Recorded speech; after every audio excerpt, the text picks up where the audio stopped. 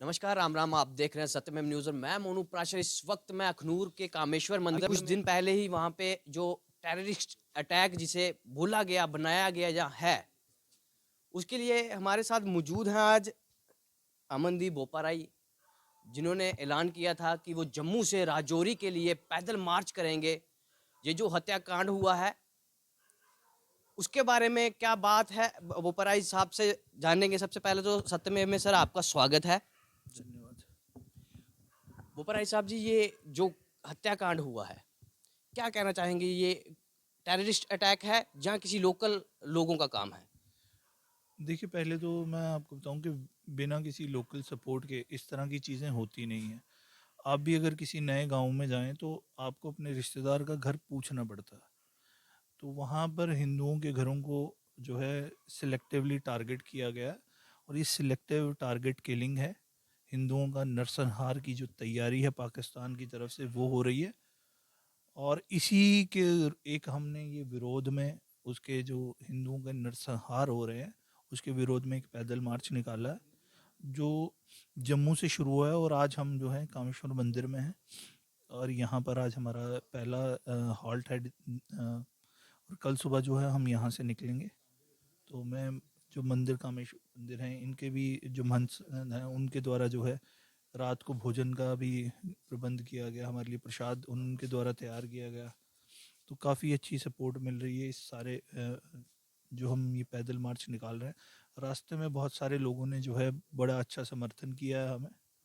जगह जगह जो है लोगों ने रुकवा कर जो है अपना हमारे साथ अपनी बातें रखी हैं, उन्होंने अपना आक्रोश दर्ज कराया और उन्होंने बताया है कि पूरे जम्मू संभाग राजौरी के भाइयों के साथ है। और यही सेंटिमेंट जो है मैं अपने राजौरी के भाइयों को बताने जा रहा हूँ। और हमारी 3-4 डिमांडें हैं इस रोष की, जो ये पदयात्रा है। पहली ये है कि जो हिंदुओं का नरसंहार है वो हाईलाइट हो। दिल्ली या कश्मीर में कोई घटना होती है छोटी सी, किसी गाड़ी के नीचे कुत्ता भी आ जाता है तो वो उस पर डिबेट की जाती है। लेकिन कितना दुर्भाग्यपूर्ण है कि 6 हिंदुओं को उनके आधार कार्ड देखकर उनका कत्ल कर दिया गया, उनकी हत्या कर दी गई, लेकिन नेशनल मीडिया में ये न्यूज़ नहीं बना, यूनाइटेड नेशन तक नहीं पहुंचा। और ये जो चीज़ें हैं ये कहीं ना कहीं आहत कर रही हैं हमें। तो हम इस मार्च के माध्यम से ये चीज़ें बताना चाहते हैं दुनिया को। दूसरा जो है हमारा है कि सरकार हज़ारों करोड़ रुपए जम्मू संभाग से टैक्स लेती है, और जब मुआवजे देने की बात आती है तो हमारे भाइयों को जो बच्चे कत्ल किए गए हैं जिहादी आतंकवादियों के द्वारा, उन्हें जो है सरकार 10-10 लाख रुपए दे रही है।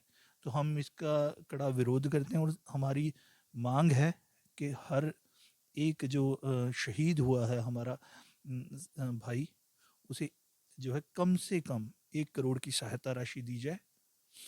तीसरा है विलेज डिफेंस कमेटीज, जिन्हें डिफंक्ट कर दिया गया था सरकार के द्वारा, उन्हें सुचारू रूप से वापस लाया जाए। जो वीडीसी हैं उनको स्वचालित हथियार दिए जाएं, क्योंकि वो लोग आतंकवाद का सामना कर रहे हैं। और अगर ज़रूरत पड़े तो AK-47 भी अगर देनी पड़ती है तो उनको दी जानी चाहिए, क्योंकि ये भारत की स्वतंत्रता और संप्रभुता की लड़ाई है पाकिस्तान के साथ। और ये पाकिस्तान के द्वारा आयोजित जो है ये प्रोपेगेंडा, ये जो छद्म युद्ध चल रहा है ये पाकिस्तान स्पॉन्सर्ड है। तो अगर हमारे भाइयों को, हिंदू भाइयों को अगर जो है AK-47 देने की ज़रूरत पड़ती है तो भारत सरकार को उसे पीछे नहीं हटना चाहिए। कश्मीर के राजनेता कुछ भी कहें, महबूबा मुफ्ती कुछ भी कहें, हमें उन्हें सुनना नहीं चाहिए। क्योंकि जो हिंदुओं का नरसंहार 90 के दौर में खासकर हमारे जम्मू संभाग में हुआ उसकी कोई बात नहीं करता है। 90 में कश्मीरी पंडितों का विस्थापन हुआ, लेकिन हमारे जो पहाड़ी क्षेत्रों के जो जम्मू संभाग के हिंदू थे वो वहाँ डटे रहे। उन एक एक दिन में 35-35 हिंदुओं को कत्ल कर दिया गया, बारातों पर जो है हमले किए गए जिहादी आतंकवादियों के द्वारा। और ये बहादुर वहाँ से हिले नहीं, इन्होंने वो दंश सहे हैं। अब ये दोबारा से ये दौर शुरू हो रहा है, तो हम ये चाहते हैं कि ये घटनाएं रुकनी चाहिए। अमनदीप जी, जैसे कि ये टेररिस्ट हर बार हिंदुओं को ही टारगेट करते हैं, उस पे क्या कहना चाहेंगे? देखिए, आतंकवाद जिस तरह से हमारे एलजी साहब कहते हैं कि आतंकवाद में सब मारे जा रहे हैं। देखिए, कोई भी मारा जा रहा है, अगर कोई मुसलमान मारा जा रहा है तो वो इसलिए मारा जा, वो अपने धर्म के लिए नहीं मारा जा रहा। उसकी हत्या की जाती है उसकी पॉलिटिकल आइडियोलॉजी के लिए।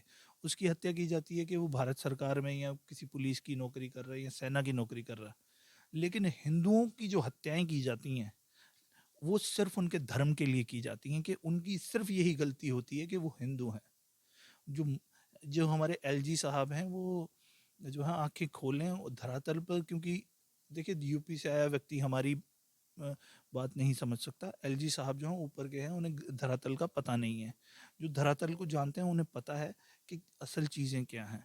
असल चीज़ें ये हैं कि हमारे लोगों को उनकी रिलीजन के कारण जो है टारगेट किया जा रहा है। अगर आप देखिए 90 में कश्मीरी पंडितों का विस्थापन हुआ तो उनकी आइडेंटिटी की वजह से, क्योंकि वो हिंदू थे।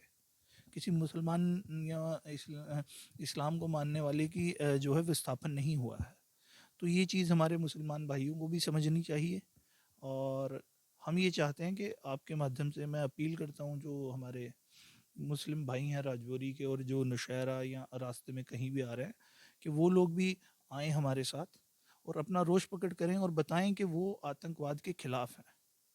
अगर वो कहते हैं कि वो आतंकवाद को समर्थन नहीं करती हैं तो उन्हें खुलकर आना चाहिए, हमारा साथ देना चाहिए। ये किसी धर्म के खिलाफ मार्च नहीं है।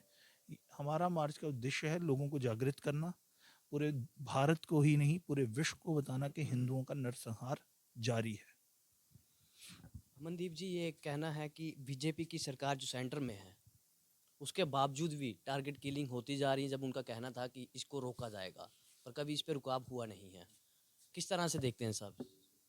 देखिए, पहली बात है, सरकारें कोई भी रहें, जब तक आप जो वीडीसी इसको सशक्त नहीं करेंगे, आप हिंदुओं को स्वचालित हथियार नहीं देंगे, तब तक कोई चीज़ नहीं हो सकती।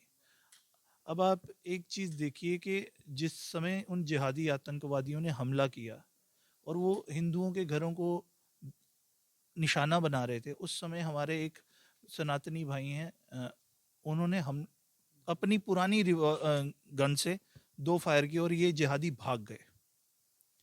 आप सोचिए, अगर उनके पास हथियार ना होता तो ये कितने, हम आज 6 का मातम मना रहे हैं, 7 का मातम मना रहे हैं, वहाँ जो है उस समय 60 हिंदुओं की लाशें गिरी होती।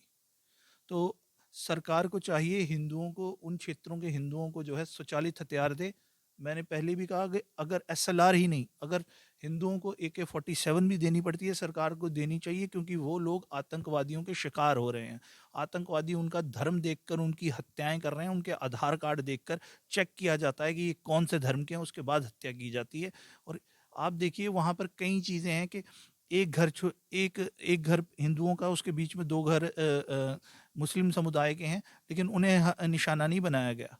तो हमारे एलजी साहब को भी आंखें खोलनी चाहिए, जहां वो कहते हैं कि जम्मू कश्मीर में सबका खून गिरा, उनको ये चीज़ समझ आनी चाहिए कि हिंदुओं का या सिखों का छठी सिपुरा में नरसंहार जो हुआ है वो उनके धर्म के लिए हुआ है, वो उनकी इसलिए, और मुसलमानों का जो हुआ है वो इसलिए हुआ है क्योंकि उनकी पॉलिटिकल आइडियोलॉजीज की वजह से। अगर कोई पॉलिटिकल हत्याएं हुई हैं मुसलमानों की या सेना के जवानों की, तो वो उनकी धर्म की वजह से नहीं हुई हैं, वो इसलिए हुई हैं क्योंकि वो भारत की सपोर्ट करते हैं या वो आपके पॉलिटिकल पार्टीज के साथ एसोसिएटेड हैं, जिसकी जिहादी ये समझते हैं कि ये जिहादियों का है कि वो लोकतंत्र पर विश्वास नहीं करते हैं, तो इसलिए हत्याएं हुई हैं। तो एलजी साहब को ये चीज़ें समझ आनी चाहिए। मुझे लगता है कि अब काफ़ी देर हो गई है, बेशक वो एक आए हैं कहाँ से भी हैं, अब ऊपर बैठे हैं, तो उनको भी ये चीज़ें समझ आ जानी चाहिए कि धरातल पर क्या चीज़ें हो रही हैं। तो सच को देखें, और हमारी यही मांग है जो जिन हिंदुओं का वहाँ हत्याएं हुई हैं, नरसंहार कहूँगा मैं, ये नरसंहार है। और जो राजौरी नरसंहार में जितने भी शहीद हुए हैं उन्हें कम से कम 1 करोड़ रुपया दिए जाए। हमारे साथ अमनदीप बोपाराई इस वक्त मौजूद थे, कामेश्वर मंदिर में ये रुके हुए हैं। कल जो इनका मार्च है सुबह शुरू हो जाएगा यहाँ से और ये रजौरी तक जाएंगे। रोष प्रकट कर रहे हैं इस बात को लेकर कि आखिर कब तक ऐसा चलता रहेगा, जो सरकारें हैं आखिर कब आंखें खोलेगी इस बात को लेके कि हिंदू को क्यों टारगेट किया जाता है, हर बार हिंदू को ही टारगेट किया जाता है। इस बात को लेके अभी जो रजौरी में ये टारगेट किलिंग हुई है उसके लिए बोपाराई जी ने जम्मू से रजौरी के लिए सफ़र तय शुरू किया है पैदल। तो सर कोई मैसेज देना चाहते हैं जो जो ये शख्स वीडियो देख रहा है? मैं यही चाहता हूँ कि जितने भी भाई ये वीडियो देख रहे हैं वो बाहर आएं, अपना आक्रोश जो है वो दर्ज कराएं, सरकारों को ये प्रेशर में लाएं कि हिंदुओं का ये नरसंहार जो है ये रुकना चाहिए। इसी के साथ आपने मैसेज सुन लिया। सर ने बोला कि हमें बाहर निकलना पड़ेगा, किसी और के लिए नहीं, खुद की आवाज़ को, खुद की सेफ्टी को लेके हमें आज एक होना पड़ेगा। अगर हम आज एक नहीं होते हैं तो फिर ज़िंदगी में हमें एक होने का मौका भी नहीं मिलेगा। एक आवाज़ लेके निकले हुए हैं, समर्थन जरूर करिए।